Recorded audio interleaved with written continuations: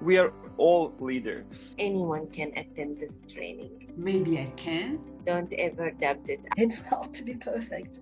It's just to be us as human. And I didn't dare. And now I rather lead from the heart. A more human approach to leading others. It's a way of changing lives somehow, starting with my own. Be the leader that you need to show up for yourself in your own life. Enjoy what you're doing with more awareness, with more professionality and capabilities. Putting it immediately into practice. It's not just about techniques and tools, mainly about true connection. It was pure magic. I recommend it to everyone, personally, professionally. I see that I'm oozing confidence all of a sudden. Amazing work, the deepest work I've ever done. You dive into it, you're thrown into it, but with love and care. You need a mentor, you need a coach, you need a community. There are a lot of beautiful people participating in this training from all over the world. The most important thing to me is that it's from the heart. That's where Rupda comes in. I really like her no bullshit approach. She's so well structured,